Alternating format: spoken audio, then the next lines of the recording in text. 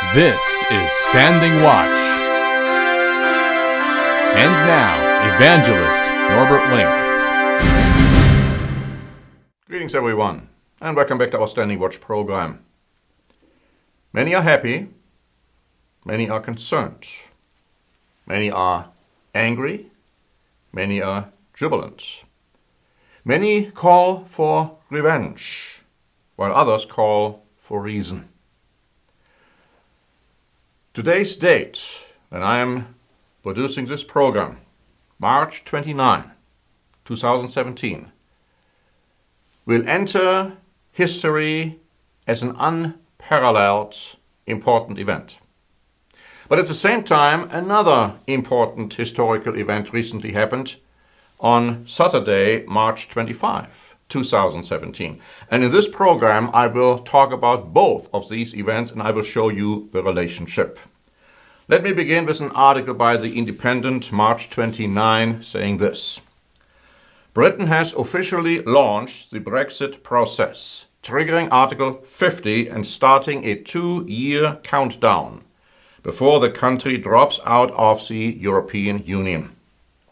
The historic moment came as a letter signed by Prime Minister Theresa May was delivered to the Brussels office of European Council President Donald Tusk, notifying him of the UK's intention to leave. Manfred Weber, an ally of the German Chancellor Angela Merkel, tweeted, EU has done everything to keep the British.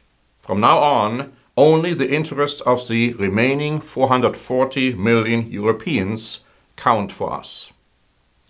The Prime Minister said Brexit was underway in accordance with the wishes of the British people. The United Kingdom is leaving the European Union, adding, this is an historic moment from which there can be no turning back. Let me also read to you from Deutsche Welle, dated March 29. By June, at the latest, negotiations between the UK and the EU should be underway, with Westminster expected to introduce legislation, the Great Repeal Bill, by fall this year. This will put all existing EU laws into British law, enabling Parliament to pick and choose which laws should be kept or revoked. And we are talking about thousands upon thousands of laws. London can expect an expensive divorce.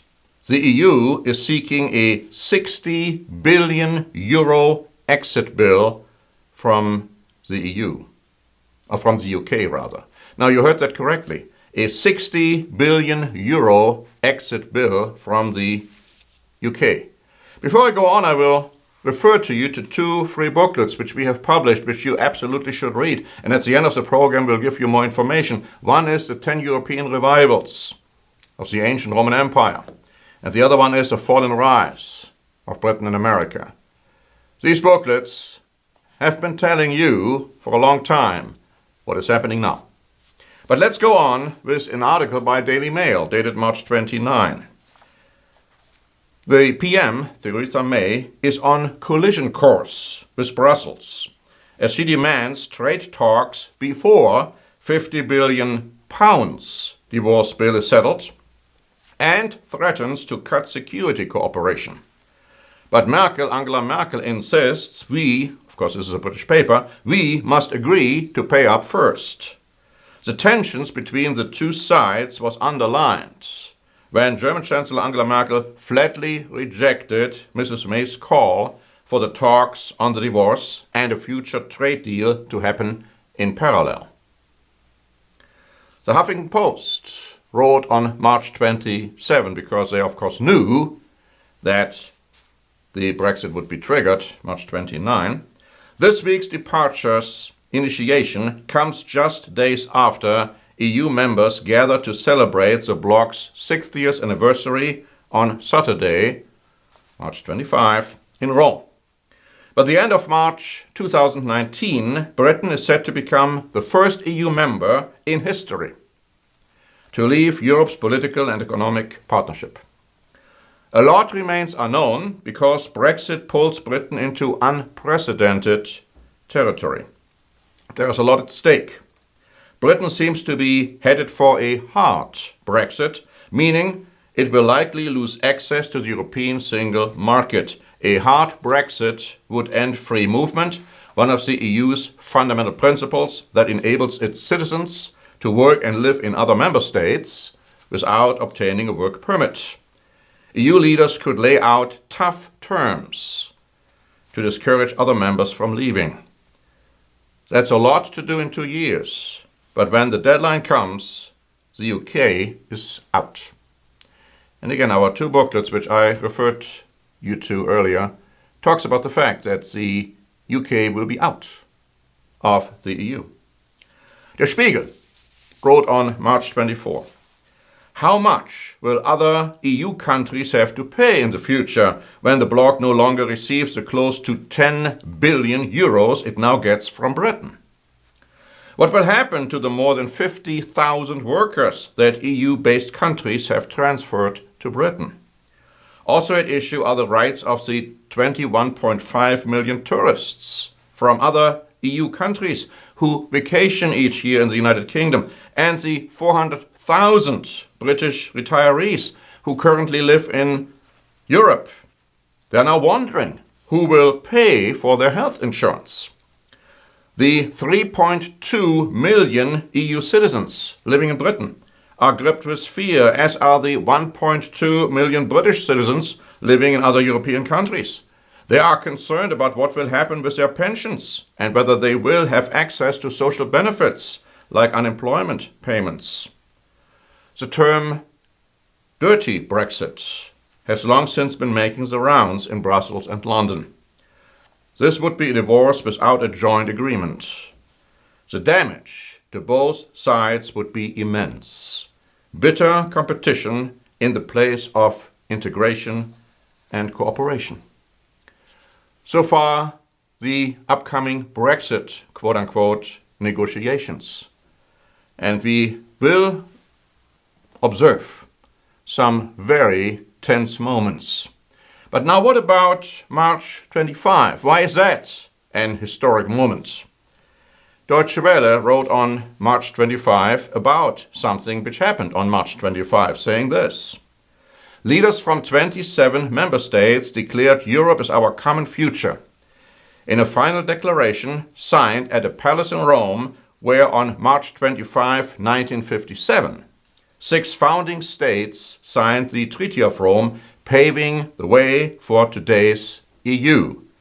Noticeably absent was British Prime Minister Theresa May. The document signed in Rome sets a new course for the EU, laying out the principle of a multi-speed bloc, wherein some countries move ahead on stronger integration, while others may not participate on certain issues. We will act together at different places and intensity where necessary, while moving in the same direction, the declaration states. Now, Poland and Greece originally objected to this concept of Europe with 2 speeds, or with having one core Europe, but they ultimately agreed, and the document was signed. It had to be signed unanimously, and this, my friends, is now the official policy, the official doctrine of Europe.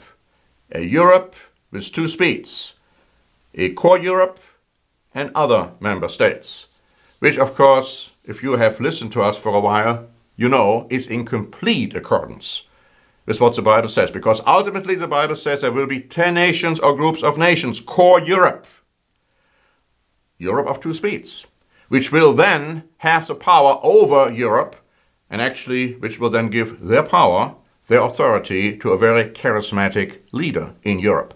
Again, our 2 free booklets on the 10 European revivals of the ancient Roman Empire, and also the fall and rise of Britain and America. These booklets go into all of these very important developments.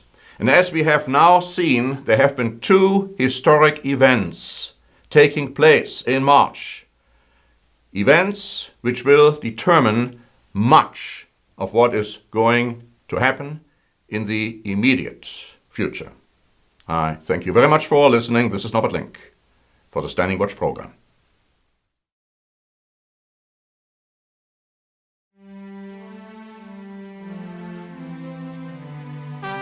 Standing Watch is a presentation by The Church of the Eternal God, P.O. Box 270519, San Diego, California 92198.